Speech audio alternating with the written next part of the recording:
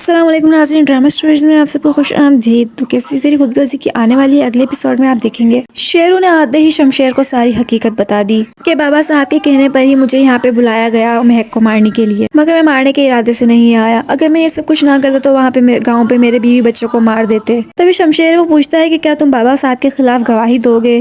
तो शेरू है कि वो हाँ भर लेता है। तभी शमशेर समझदारी से शेरू को वहाँ से गायब कर देता है। तो कुछ देर बाद ही जैसे कि प्लानिंग थी पुलिस वालों की, वो अंदर आ गए। शेरू को पूरे घर में ढूंढ लेते हैं लेकिन शेरू वहाँ मिलता ही नहीं। फिर ये सब वापसी लौट जाते हैं और जब ये खबर नवाब साहब को पता चलती है तो वो परेशान हो जाते हैं कि शेरू आखिरकार गया तो कहाँ गया। उसको आसमान निगल गया कि जमीन निगल गई। यहाँ जो हुआ सो हुआ। लेकिन शमशेर है कि वो बहुत परेशान है। वो ये सोचता है कि मेरे बाबा किस मिट्टी के बने हुए हैं। इनकी ये अक्कड़ और आना तो खत्म होने का नाम ही नहीं ले रही है। और यहाँ दूसरी तरफ ऐसा नहीं कि महक का कुलिक बन गया है, उसको बार बार परेशान करता है और वो उसको निदा की तरफ से एक्सक्यूज करना चाहता है। तो महक कि वो साफ मना कर देती है कि मैं इस टॉपिक पर बात ही नहीं करना चाहती।